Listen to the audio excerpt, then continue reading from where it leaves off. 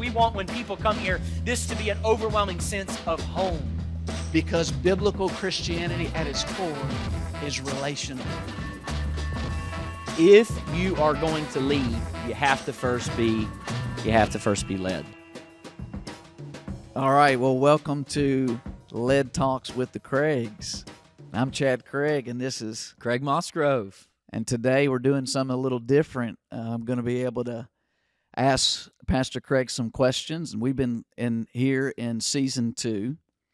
In this episode, we're going to hear part of Pastor Craig's story as he talks about one of the greatest giants he's had to deal with in following Jesus. And so in the last episode, he got to ask me some questions. We looked at the greatest giant I have faced in following Jesus, the giant of delusion. And today, Pastor Craig's going to share some of his backstory, and we appreciate him sharing and opening up with us. And if you're new, man, we got Season 1, many other episodes in Seasons 2. We've looked at the giant of conformity and giant of fear and giant of religion and overwhelming odds, many things. So, but today we want to hear from Pastor Craig's story. And I want to ask you first, Pastor Craig, what is the greatest giant in your journey of following Jesus that you faced? Absolutely. So, just a little bit of backstory. I did not grow up in Christ, right? Did not grow up in the church. So Okay. No background in terms of. And you're a Tennessean? Tennessee, in Chattanooga, Tennessee. So Okay. grew up around parents who had known the faith and known Jesus in their younger years, but had not served him, and so then did not serve him as parents. I got you. So one of two siblings, and so grew up in a household where I was super conscientious. So even though I started making really terrible decisions in middle school, specifically via one friendship of a friend that came into my life in 8th grade, but I started making disastrous decisions. But I was so conscientious, I was able to make decisions while at the same time being very successful. Gotcha. So which leads to internal misery, because probably the most miserable person on the planet is the person who's experiencing public success but private failure, right? It's a whole lot less miserable to be experiencing Such a dichotomy. private failure and public failure. But when you're publicly a success and privately a mess, it's disorienting, right? It's just misery. And so I was living in some sense that way. And so having come to Christ at 16, so I met Christ at 16. The Lord rescued me, saved me. February 10th, 2002, got saved in Chattanooga, Tennessee. Just a total really remarkable experience where I met Jesus, got born again, but from then there was able to lead my entire family lineage really to Christ in 3 months. Praise God. Yeah. Insane, right? It's a story. And so in some sense, I always tell people that God answered more prayers in those first 3 months than probably he did in the next 3 years. And so that kind of set me up maybe for a little bit of disillusionment, but he was so faithful, and it was just a remarkable time. And so from there, kind of like your story, I went head over heels in love with Jesus and growing in Jesus. And so I had already sowed my wild oats. I didn't have a season of just fruitlessness ever really in my Christian journey, because, again, that was all previous to knowing Jesus. And so I just took off after the Lord. Now I needed a lot of growth, a lot of transformation, a lot of healing. But I was just, just took off. And so because of that, I was always, within the context of my home, I was always seen as the stable one. Okay. And so even within the relationship, my mom and sister, there's a lot of all kinds of tension there previous to coming to know Jesus and them coming to know Jesus. And so I was always viewed by my parents as being the child who's got it together. Okay. When you're the child who's got it together for long enough. Better keep it together, huh? Yeah, you not only keep it together, but then you become the kid who's always never really able to talk about their issues, because the exception is, or the expectation is, that they're not actually dealing with anything, and then you just stuff it. You don't deal with it because you're dealing with somebody else's dysfunction. And so in some sense I had that dichotomy dynamic in my family, and then when I'm coming to Jesus, I was being transformed, and the Lord had to do a real substantial work as it related to just sexual dysfunction from exposure to pornography, so on and so forth, and then all the lust of my teenage years. Now, when you were growing up, age-wise, like when I was growing up, the only pornography basic access was like hard copy Oh, yeah. magazines. Yeah, so I but use is that this story a lot. technology days? No, now? so I tell people a lot. So my first Because you're exposure. pre-iPhone, all of that. Oh yeah, iPhone's 07, so this would have been 97 or 98. See, they're dealing with a whole nother level of giants today, aren't they? Of course, yeah. So that's why I tell people, thank God that I had to actually have physical Jeez. magazine, because if my thumbs were able to access it at any time, I mean, that Couldn't would imagine. lead to a lifetime of addiction, right? And so, yes, in that sense, I did a lot. There was a lot of really substantial transformation that happened in those first few years of following Jesus. But Right. then I felt the call to ministry 2 years after I got saved. And in feeling the call of ministry, yeah, there was a long crucible God led me through in terms of crucifying selfish desires and things like that. But I never, ever in any of those seasons, both pre-Jesus, post-Jesus, felt any kind of emotional, mental instability. So that was Okay. not a part of my experience. Felt strong, strong all the time. confident. All the time confident. Okay. And in fact, so much Not much so that- worry. No. So I was always the one to help people in worry. Okay. Right. So I was always the stable one to be able to speak to people's worry. I And got you. quite honestly, I tried to be empathetic to their worry or anxiety. But that only goes so far, right? Yeah. So I would say, okay. You had a level of understanding, but it didn't arrive out of like you ever being experientially in their shoes. Yes. Okay. Yeah. So then what happened is years of following Jesus. Now I'm married, my wife, we have one kid, we have 2 kids. We've now moved multiple states. There's not been any kind of deep-seated anxiety about moving, about next season, about any of that. And so I'd even actually used in my own language that I pride myself in some sense. And I wasn't saying it arrogantly, but I pride myself in the sense that God's given me strong mind. Okay. And so I always said that. I mean, I just use that language. And so let me fast forward some years. Then we had our 3rd child. We moved here and planted the church in Woodstock, relaunched. Yeah, so if you're new, yeah. we co-pastor a church in Woodstock, Georgia called Dwelling Place Church. And Yep. And so that we moved, yeah, so absolutely. So we moved in 2015 to do that alongside you guys. And which has been what a crazy emotional journey in church planting. But still, I had never personally come to a place of just overwhelming sense of anxiety. And so in 2016, which is year 2, we have our 3rd and final child, Harper. It was in November of 16, and a couple weeks later, it was December 30th of 16. My son, who was so what he'd have been 6 years old at the time. I take him deer hunting over the break, which has always been a part of my your life. Yep. Yeah, it's Yeah. something you love to do. Oh, I love it. Yeah, You love sharing it with your child. Yep. your And so son. I take him deer hunting December 30th, 2016. It may have been 29th, but right there. And he shoots a deer. We can't find it. Runs off the side of a cliff. Next day, which is December 31st, we go find the deer, and we have to pull the deer. And so I began to try to pull the deer from a ravine. And this is no joke. When people say, I'm not kidding. It was probably 65 or 70 degrees. Right? And even little deer are heavy deer in the Impossible. woods. So I bend over and start pulling it. I Uh-huh. can't get it up, so we're gonna have to just leave it or pack it out. Right.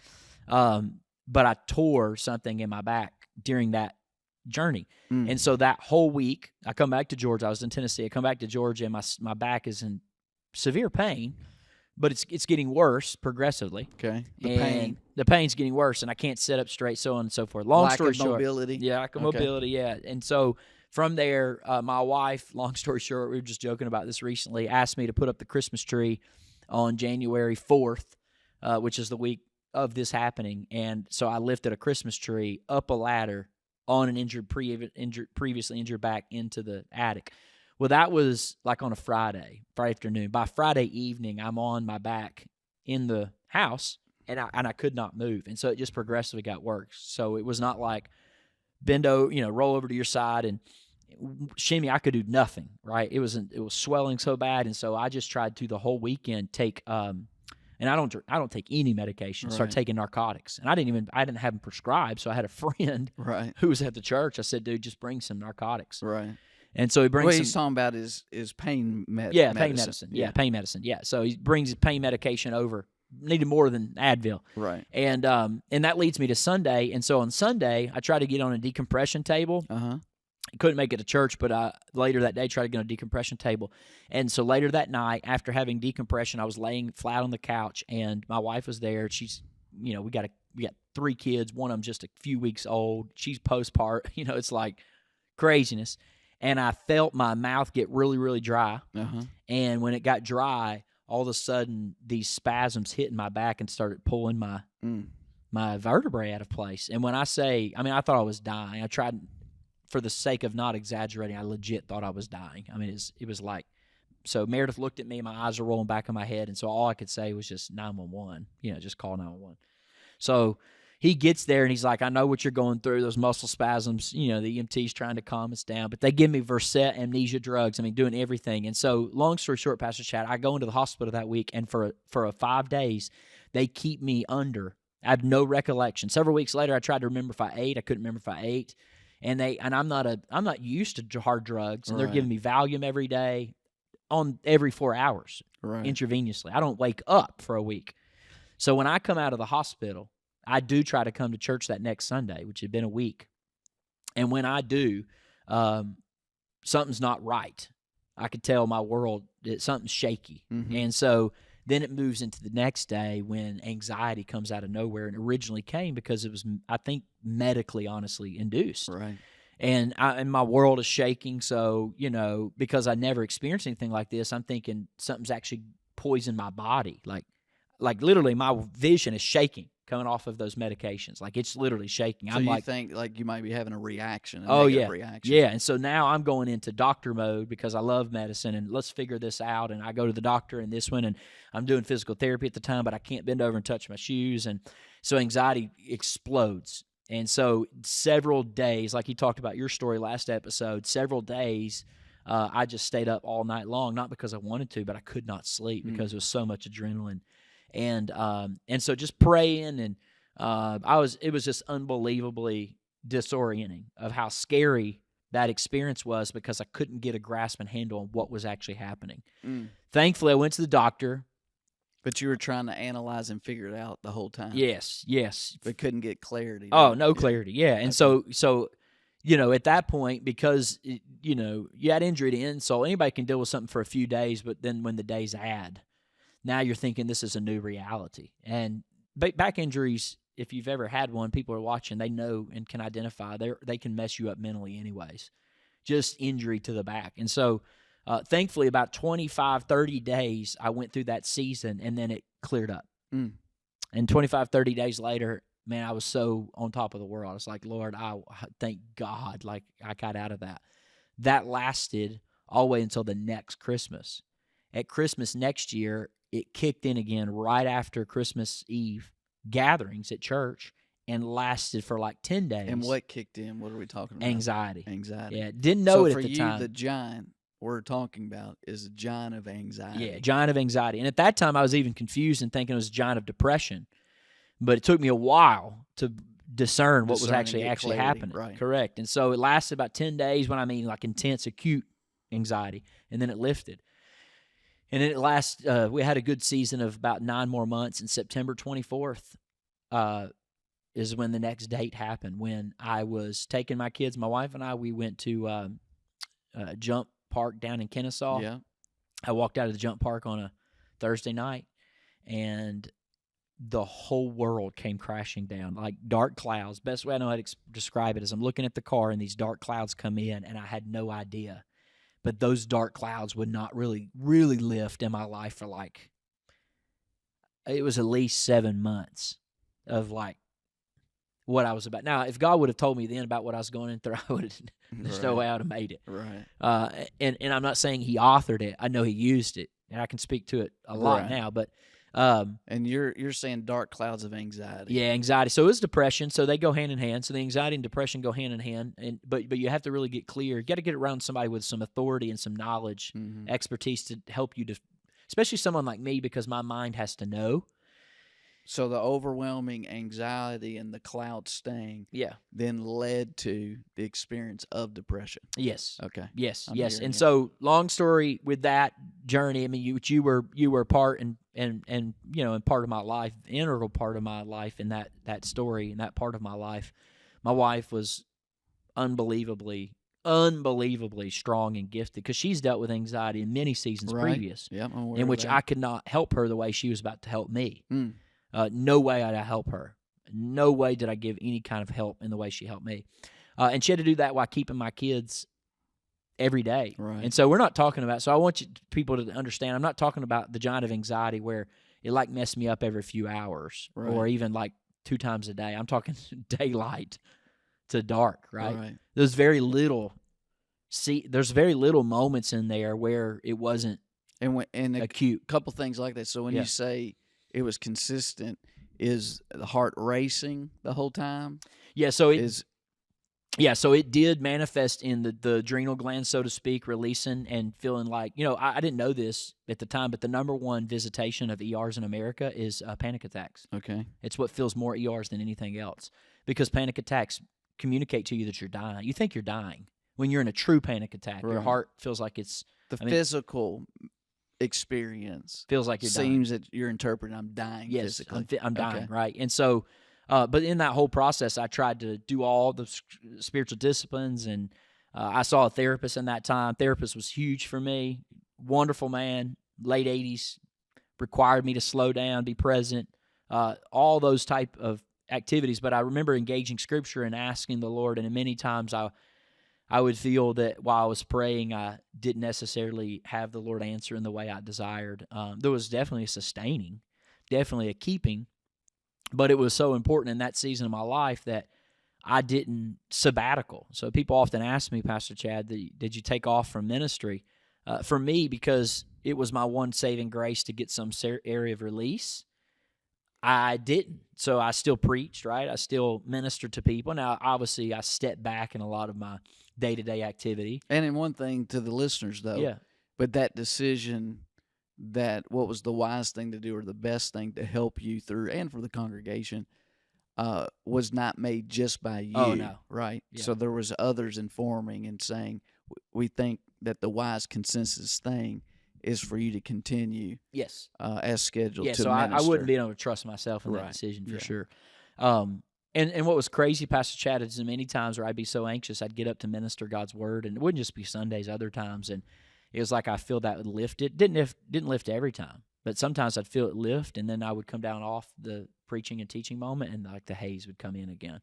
and and- that feels demoralizing Oh at my times, gosh! don't it? There would be times I'd be standing on the front row and be literally about to lose it. Now I remember one time going into the bathroom, and I was dealing with so much stomach issues at the same time. I just remember, man, it was like a super low moment, but I just remember trying to use the bathroom, and I was just praying and like crying to God. I was like, Lord, if you just let me get through the gathering, I'll just go check into the hospital. And the only way I could realize I could get out of it is I was going to have to ask people to like put me under anesthesia.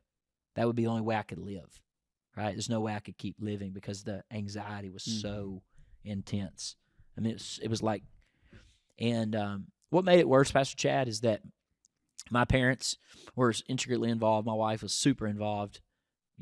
Other leaders in my life.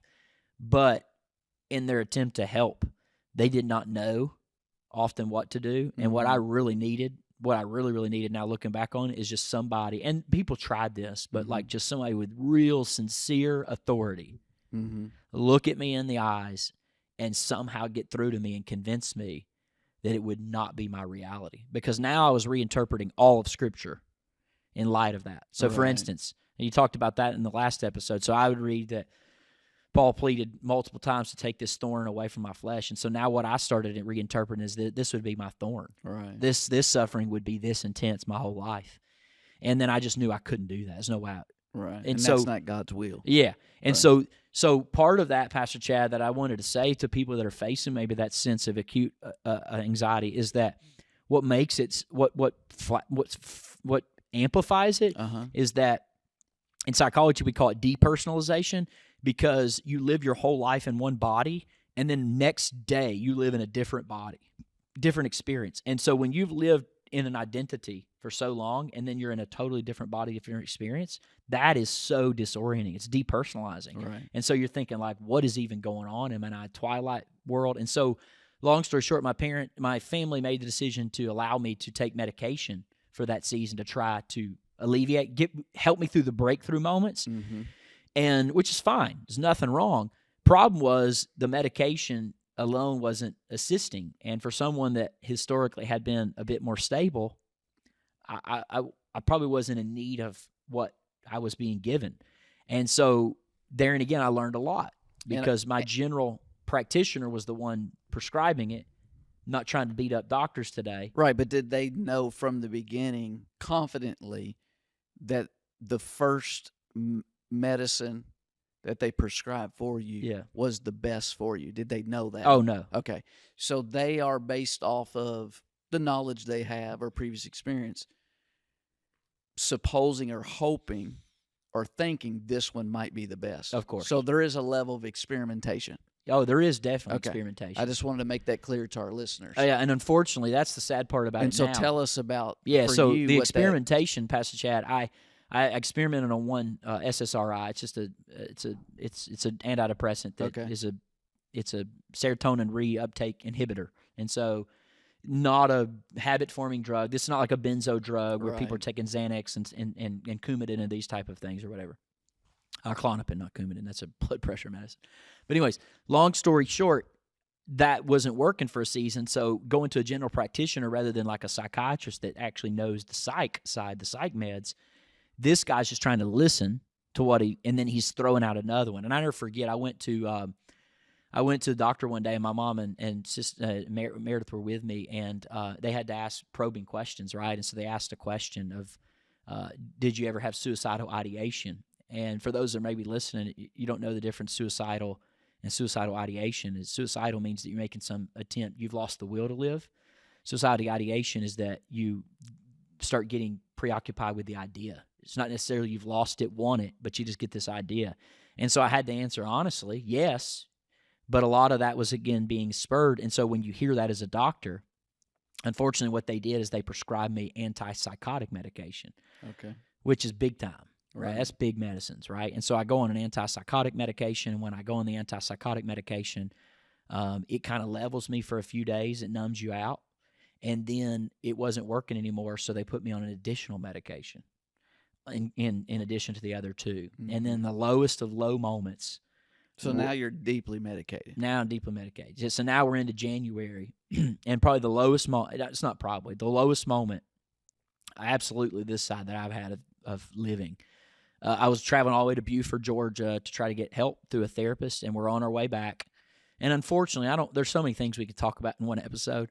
We had a lot of people, too, that were, in some sense, being really super spiritual to my wife in that season. Mm-hmm. And that was making things worse. So it's like, I think this is an issue. I think this is what he's dealing with. And so we're getting all these kind of premonitions and visions, and I won't give you all of them, but just a Right. multiplicity. And that's not what I needed in Mhm. someone in anxiety, right? And this giant. And so we're on our way back, and I felt such a gaping hole. I mean, just such a pain. It felt like just this open, gaping wound. And we were driving, and I had no intent of harming my wife or myself, but I became so overwhelmed. We were driving down one particular part of the road, and I kind of swerved off to the side, and my wife had perceived that as being, you're going to, Wrong intent. yes. And so she made me pull over and got out and just started praying in the spirit. We just stood on the side of the road.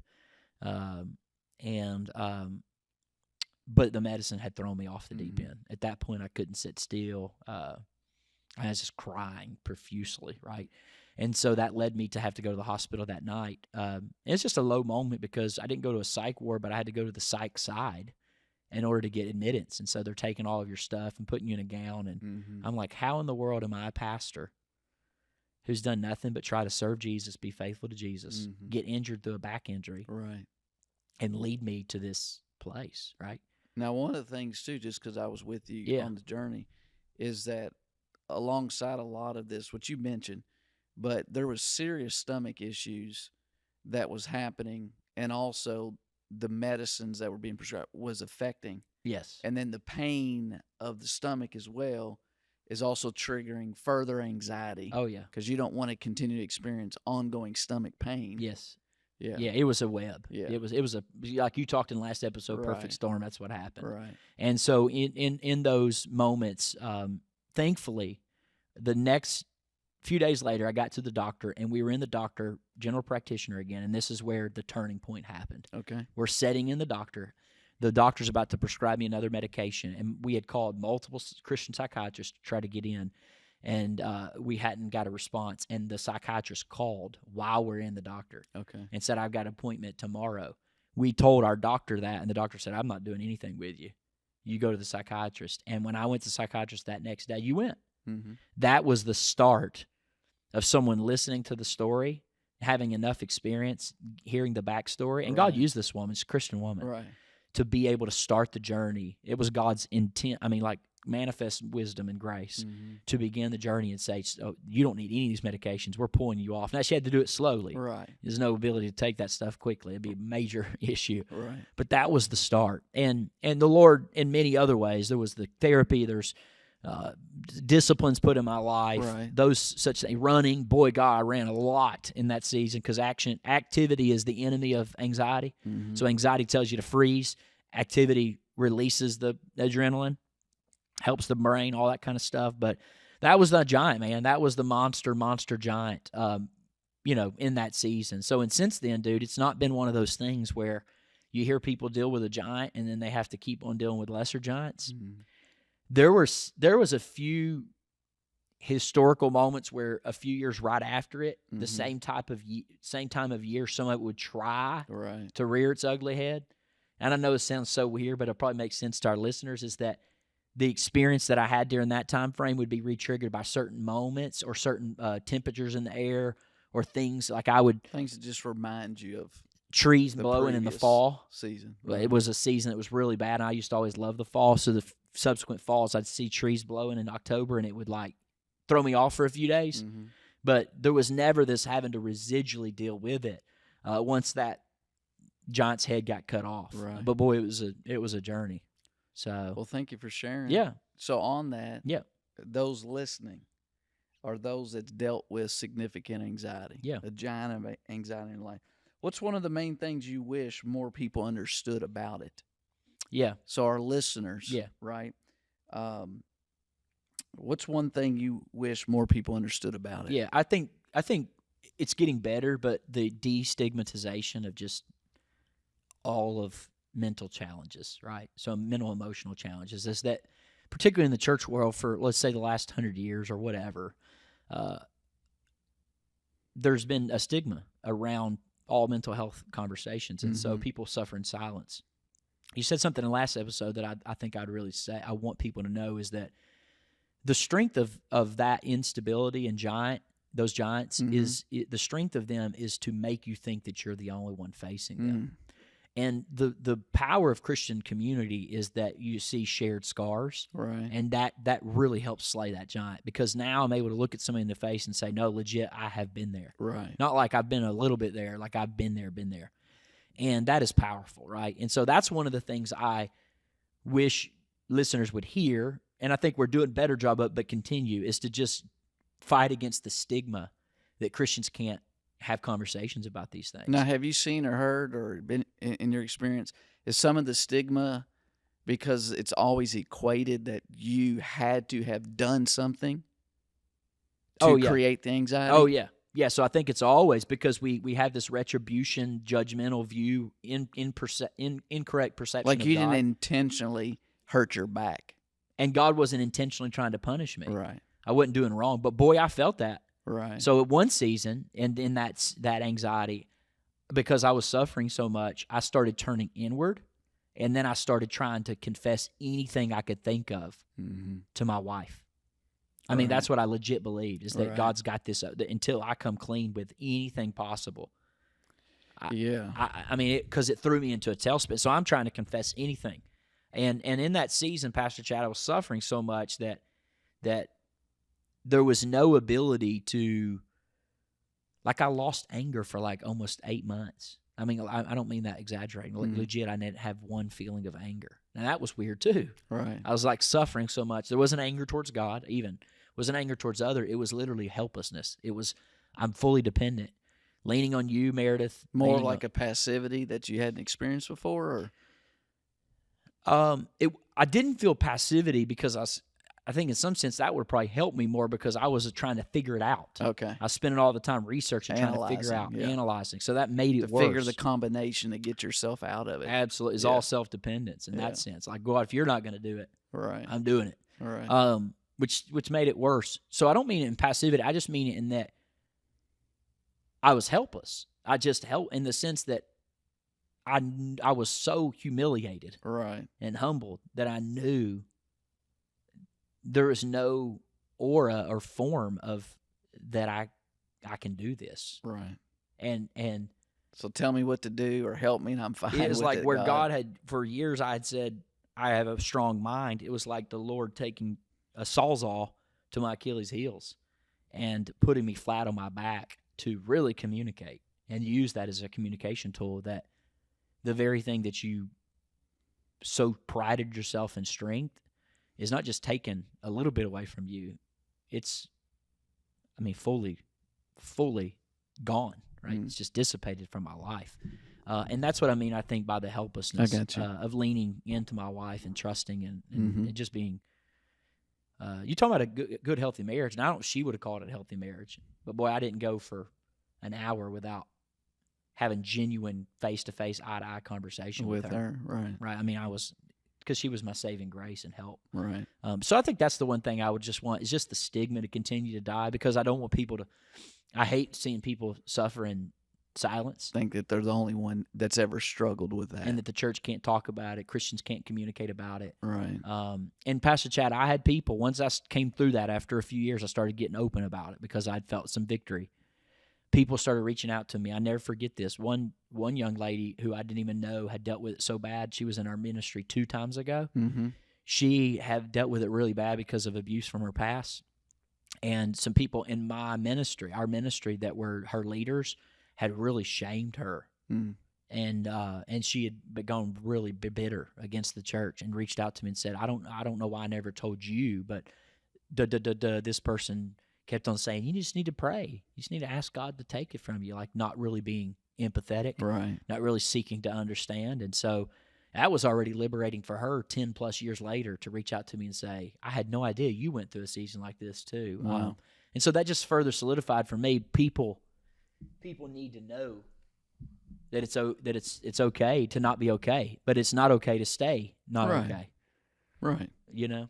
So So when you think about this giant, Yeah. and you think about anxiety, right, and the fact that it's seeming to be so prevalent and increase in our day and age in people's experience, what do you think contributes to that?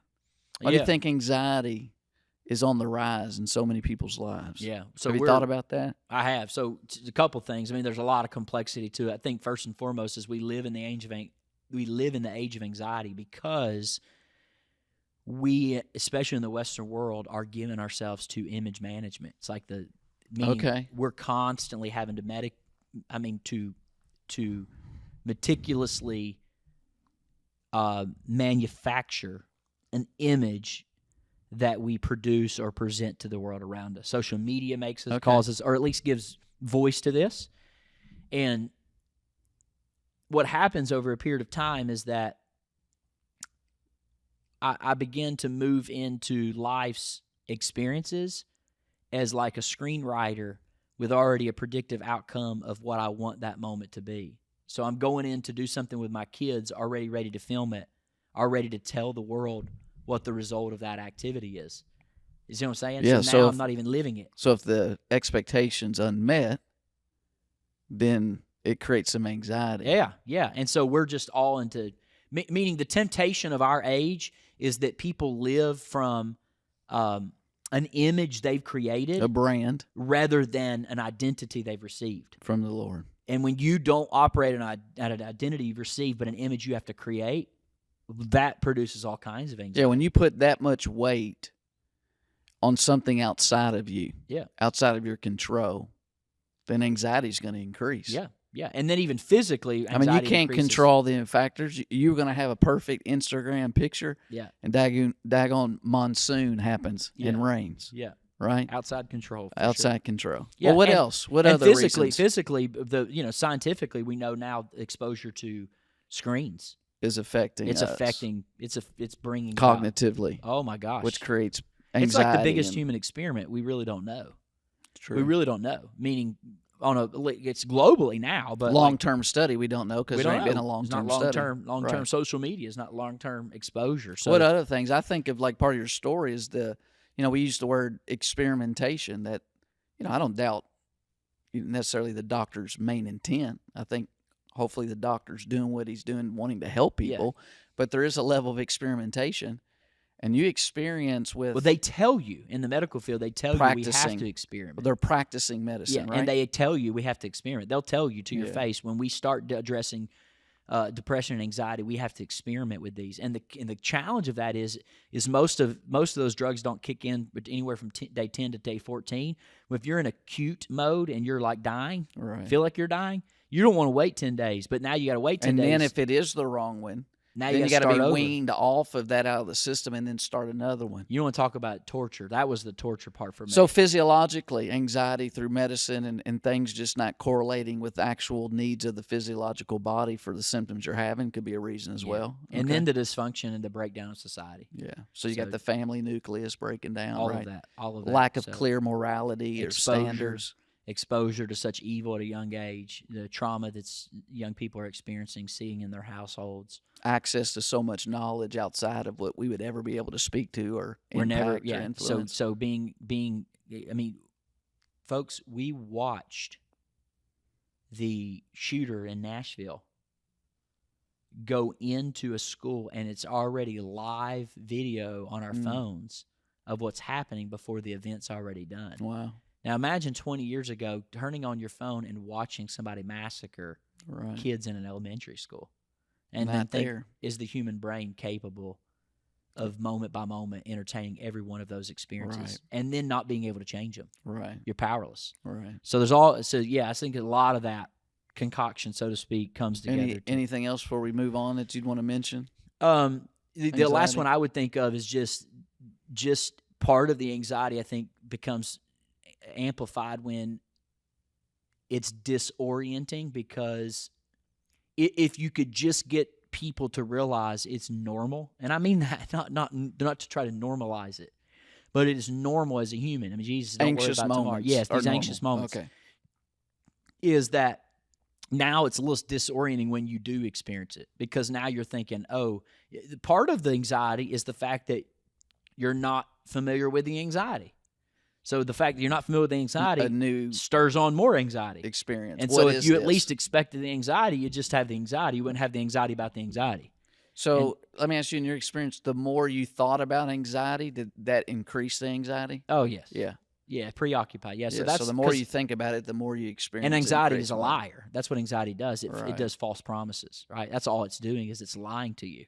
So, and I had to tell myself through my journal and all that season, Craig, you do not have to believe everything you think. Well, you do that over a period of months, and now you don't know if you should trust anything you think, right? Mhm. So then now I've started on one end, and now I'm moving to the other end. And so Right. just to find the symbiosis, just to find the balance, was a real bear, real giant. Mm. So what was the turning point for you personally? Yeah. In your struggle with anxiety in that season, when you look back, what's some clear things that you've seen were really key, pivotal, breakthroughs for you? The turning point, I mentioned one of them is meeting with a Christian psychiatrist with Yeah. whom I love and is still expressed to great And being gratitude. able to trust her experience and be a believer. and a believer. She couldn't bring up Christ until I did, but then she gave it all Yeah. to me. Yeah. and her diagnosis saying, no, we need to get these meds out of your system as Yeah. quick as possible. Correct. They're doing more harm physiologically and creating more anxiety. Correct. Okay. And then from there, just getting to a place, because there was seasons. Now, where let it me was- speak to that, Yeah. because I just had to check.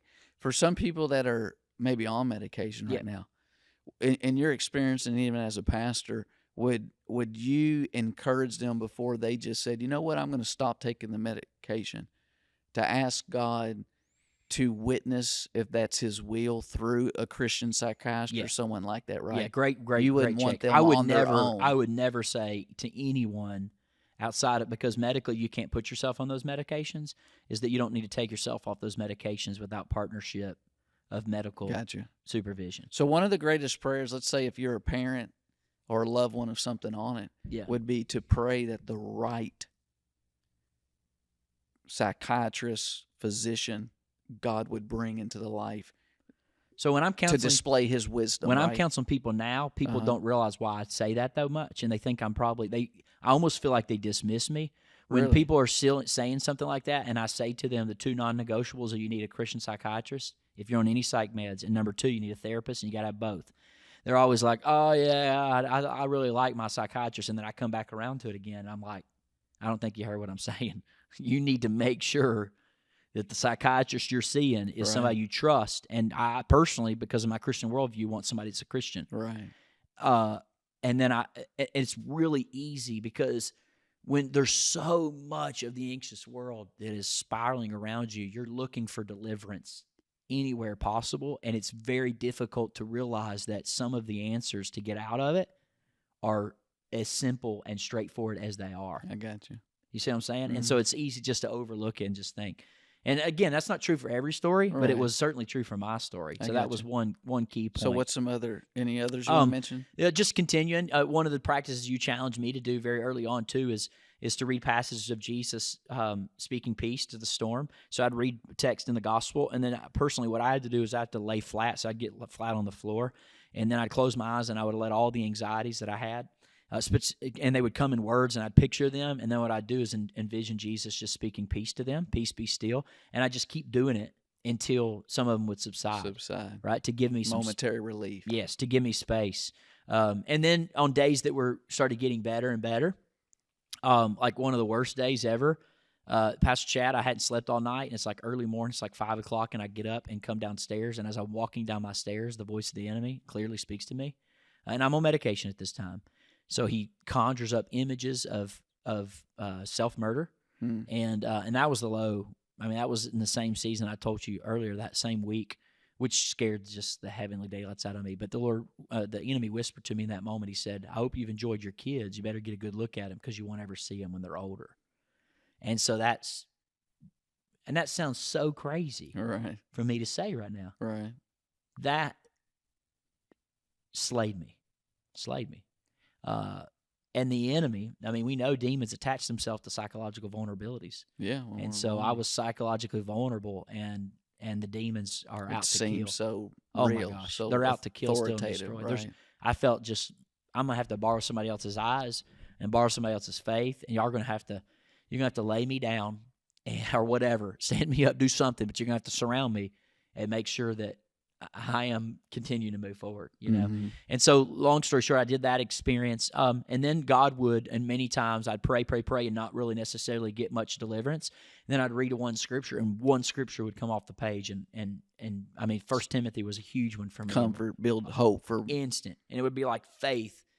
The one big thing God said to me in the midst of that, through a prophetic word, is that I'm enlarging your heart. It's what basically like one thing I could hear God say over several months. And that was really powerful. God's given you a lion heart, and I went down so that enabled me to spend a few days pursuing the scripture, and so that gave me hope. That gave me this sense of, oh, there's a future outside of this. Oh my gosh, God, you're going to use this. It's hard to believe that you're going to use this. Right. And so, yeah, it instilled a really deep sense of hope, and you know, in that acute season when it was really, really intense. So, Well, anything else on that? yeah. Last thing, I just put down, just thinking about this before, in Jesus' statements, he says in the gospel, he says, "Therefore don't worry about tomorrow, because tomorrow," verse 34, "will worry about itself. Each day has enough trouble of its own." I remember the Lord speaking to me, Pastor Chad, is that new troubles are always met with new mercies. And I've told people how much I love that verse. Don't worry about tomorrow, because tomorrow will worry about itself. And I think, well, that's exactly what I was worried about, is that tomorrow, but guess what, will also be there tomorrow. So that scripture was meant to encourage me at that season. It's like, don't worry about tomorrow, because tomorrow will worry about itself. I'm like, well, that's why I'm worried about tomorrow, is because I'm going to have more worry tomorrow. And then it's like it clicked with me, is that, oh, there's enough daily manna and daily bread for each day and provision. And that's where I had to start getting. And so I would truncate my life in minutes. And real acute anxiety, it would be like, survive 10 minutes. That wasn't every day, but that was seasons. And then it was, oh, I'm going to have enough bread for today. And when I would start truncating, that makes sense, my life and know that there's enough grace for this, then I started building some momentum. For you, is the giant of anxiety, your experience was that it was constantly trying to make you future oriented, like worry? Was it always like anxiety trying to push you with concerns of the future? It was not. So my anxiety, which makes it a little unique, my anxiety, the real prevalent part of it was somebody who's listening is probably going to understand this language. It might not make sense at first. It was more existential anxiety. It was existential dread. My anxiety always centered around why things were what they were going. Okay. Yeah. So it was more of an understanding anxiety. Yeah, and then I would get into moments. It wasn't like future. No, it wasn't. So it wasn't. So that was the thing. So my wife would always speak to me in that season of trying to help me because hers was always medically related or something's going to happen in the future. Somebody's going to do this to me. Right. I never had any fear of that. It was existential. It was, why are trees tall? I know it sounds really crazy, but in that season, I'd get so overwhelmed with that. Why are there clouds? What's the purpose of life if there's death? So it was a lot of anxiety built on analytical wondering and questioning. Oh, my God. Yeah. Okay. There's a web. I got you. All analyzed. Yeah, there's no doubt. It's all analytical. And that's where I became my own worst enemy. So that's one thing I would say to somebody struggling today is that when you're in seasons like that, you got enough fighting against you. We can't have you fighting against you. Like at some point you have to limit what you're trying to tackle mentally. Yeah. Yeah. Because, and people tried to tell me to do that, but it's just I'm hard. So it's sort of like don't make a major decision on an empty stomach that we tell people. Yeah. So in the sense of when you're experiencing anxiety, don't try to bring more into your plate to figure out. Absolutely. And then don't turn on yourself. So if you got all these enemies against you, you can't have you against you. And then you're like, man, why am I being anxious? And then you start internalizing. And so that's the first thing I always try to tell Pastor Chad, if they're fighting that giant of anxiety or instability, I always tell them, hey, number one, you're going to have to, I know it's hard, but you're going to have to be gracious with yourself, and we can't let you fight you. Right. Right? And we got enough enemies against you. You can't be your own enemy. So, well, thank you for sharing. Absolutely. And praise God for his mercies and bringing you through. So lastly, anybody watching, anything that specifically you want to communicate to them who's watching or listening to my podcast today that's currently dealing with anxiety? Absolutely. Anything you want to leave them with lastly? Yeah, I would just say first and foremost, you have to fight and find a community of people with which you can express what's going on in your life. It's just worth it. And I know there's a lot of people due to tensions in their friendships or past or their marriage that they think, I can't share this with anybody. I have to hold on to this myself, but it is not an enemy. Just like the enemy of delusion or giant of delusion, you can't do it yourself. And which is probably not the case. It's probably not the case that you got into this moment of anxiety just by yourself. Yeah.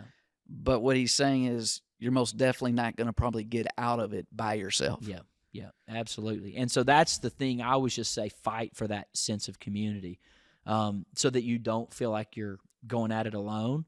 And then what God's done for me is that he's just given me overwhelming empathy for somebody who's battling it. I mean, that's what you talked about authoritatively, just, with the authority of Christ. But that I'm sincerely is that I needed someone in that season of my life with deep embedded authority to speak authoritatively to me, just to tell me it's not going to stay this way. Pastor Chad, I'm telling you, what would cut its head off, I'm telling you, maybe I'm just a simple guy, but what would cut its head off was if I could somehow really get down deep in my heart belief that it was going to end. Right. But I could not get that. Right. I couldn't get that. Yeah. I don't know what I could not get to that point, is that everything fought against that reality. And so I just have great empathy for someone to tell you, just fight for the community. If you don't have it in a community, our hope is that you have it in a community of faith. If you don't have it in a community of faith, just entrust God to give someone. Yeah, but they need to be someone qualified to help. So meaning it can't be a fool. Biblically a fool. It's got to be somebody who tries to understand where you're coming from. They can't dismiss it. And then you have to, in some sense, entrust yourself to them and trust that God's going to lead them to tell you what to do and do it, right? Let activity. You can't sit back in passivity and you know, it's the epidemic of a generation. Right. And so we need more. And if you're listening today and you have slayed that giant, please Testify. Share. stop robbing God of glory by being unwilling to talk about the fact that you've slayed it. Right. Or 'Cause been that's- through it. Or, That's yeah. preserving your reputation and minimizing God's reputation. And that's not what the world needs. Is we need more people to openly speak about it, and not openly speak about it to give more space for it in the sense of make it No, worse. but that the sufferings we experience that God's brought us through would alleviate others in their suffering. Yes, yes. And so many people feel afraid to speak about that for whatever. Reputation, stigma. Right.